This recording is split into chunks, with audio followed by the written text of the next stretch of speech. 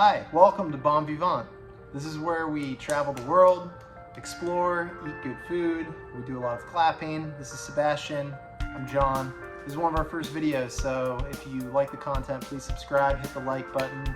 We're going to be talking specifically about one of the hotels that we stayed at recently in Miami. We actually think it's the best hotel in Miami Beach, and we're going to tell you why. So without further ado, let's get started. So before we dive into what we think the best hotel is in Miami Beach, let's first talk about the geography of Miami.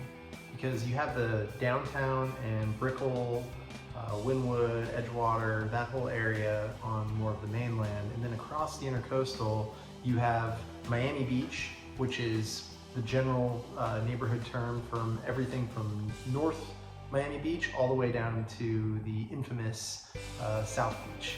So we're primarily focused in this video on Miami Beach, the island that's off the coast from the mainland. And given that we're a family traveling with a small child, we didn't really want the craziness and chaos of a typical South Beach spot. So staying at a place like the Clevelander, for example, was kind of out of the question.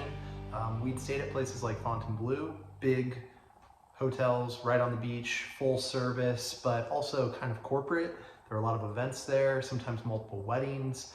We wanted something that was maybe a little more boutique, but not so boutique, that didn't have all the amenities that we were kind of looking for. We wanted something that was on the beach, but also in walking distance to good shopping, good food. We also wanted to be in close proximity of South Beach for just the kind of feeling like we were in the action, so to speak, even though we're parents now, not going out like we used to. But we wanted to be kind of in the core area, but removed enough where it was kind of quiet and was a place that we could go back to with some peace and calm. Believe it or not, there's a hotel that actually fits all of those requirements. That's centrally located, close to the beach, within walking distance right across from Ocean Drive, and also close to great shopping, great food, and great nightlife if you're looking for that. But it's also a calm oasis in South Beach. It's at the northern tip of South Beach. Yes, I'm talking about the Betsy. First of all, the exterior of the hotel is beautiful. It blends in with the general Art Deco vibes of the entire neighborhood. So there are about 800 or so Art Deco buildings that are part of the historic district down there in South Beach. And it's about 1 square mile of all of those buildings, and the colonial style of the Betsy with its big front porch, giant front windows, and open seating area out front on the sidewalk even, it flows perfectly within that Art Deco aesthetic. It's really a gorgeous area, and was a great place to return to each evening. When you go inside the Betsy, the first thing that really hits you is the smell. It's super fragrant, and the whole ambiance of the interior, it's like you just entered somebody's living room. There are giant plants, it's very tropical, books adorn the space, it's beautifully decorated with art, and that's because the Betsy really focuses on art, and they celebrate culture. It's a theme that's consistent throughout the hotel. Even in your own rooms, they have books that you can enjoy and read throughout your stay, and you can even purchase them to take home with you if you want. They even have a writer's residency where they've sponsored over 1,000 creatives since they started the residency almost, I think it was about a decade ago. And the writer residency, it's dangerously situated just next to the lobby bar, right up the stairs on the 2nd floor.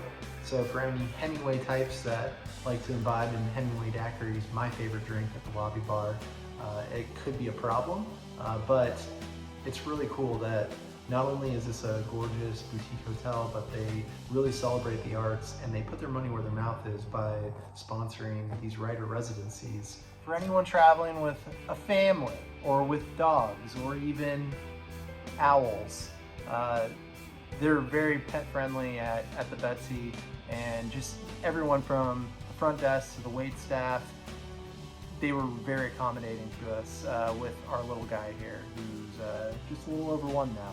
But everybody, by the end of it, we stayed for about 7 days, 7 nights or so, and by the end, people were saying hi to Sebastian by name, and they were just very, very welcoming. Let's also talk about the pool. It is incredible. It's at the top floor of the hotel in the newer Art Deco wing where we stayed. The minute that you come out of the elevator, you're greeted by these vast turquoise blue waters of the ocean.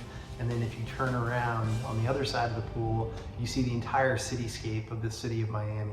And you can watch the sunset there. It's just incredible. I would argue it's one of the best rooftops I've been at in South Beach and in all of Miami. And it's not rowdy by any means. There's a hotel next door that gets kind of rowdy, but overall that didn't detract from the experience. The bartenders also at the pool are great. Ask for the spicy margarita. Many of the same bartenders actually work in the downstairs lobby bar as well. So you often see the same people if you're staying a long time, and they start to become like family. It's crazy.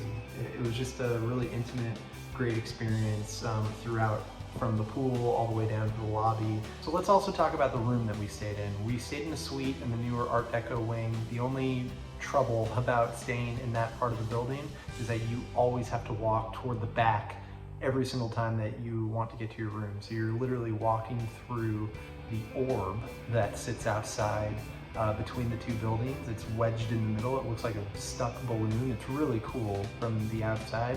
It's not always enjoyable walking a long distance from the lobby to your room, but you know, it's not the end of the world either. The room itself that we stayed in was incredible.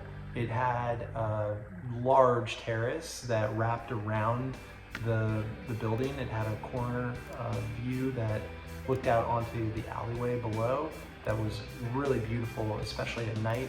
It had all these lights that lit up, and you could watch all the people running off to Ocean Drive or coming back from being out.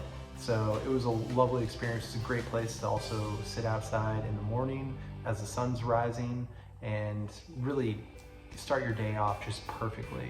As for the inside, the bathroom was gorgeous, true luxury. You could actually sit in the shower on a little marble pedestal so that I can hold my son and make sure that he also got to shower too. The room was separated between a living area that we had and a sleeping area, so it was pretty nice and spacious. Even though it's a smaller hotel, the room was a really good size. It was perfect for us having a small baby. So overall, I thought the furniture in there, the bedding, everything was really top-notch, and it made for just a lovely experience. A few other things to keep in mind. We did use the valet, which is about $45 a day when we stayed there earlier this summer, and it can be hit or miss with how effective that service is if you are trying to get your car in off hours. So we had to get the car really early in the morning one day, and the valet was like nowhere to be found. We were trying to work with the front desk to get our car, and it was kind of a frustrating situation. But if you're in normal business hours, there's no problem, and you can use a text messaging service that they provide to get the car when you need it. You just have to give them some advance notice. I also recommend getting a hotel package that includes breakfast, especially if you have small kids. The breakfast is fantastic. There's tons of different options. It's at that restaurant that's within the lobby, and like I said earlier, we generally most days ate outside. It was just a wonderful experience. So while the visit was overall fantastic, it wasn't without faults either. We did run into a couple hiccups when we first tried to check in. We arrived well after the 4 p.m. check-in time, but our room, which we booked, was a suite, wasn't ready yet. So that was a little frustrating. We had to wait about an hour. He gave us some Prosecco, $100 hotel credit, but when we went to check out, the hotel credit wasn't there. So make sure you always check the final bill. That's really important. So to be honest, that was frustrating, but I would still give the Betsy super high marks for all of the other reasons that I've cited. So in conclusion, would I recommend the Betsy? Absolutely. It balances out a little bit of everything. Your full service, kind of more corporate hotel experience versus like the extreme boutique that doesn't really have many amenities. It's the perfect balance between the two. Not to mention, it's close to the ocean, it's close to Lincoln Road, it's close to tons of great restaurants.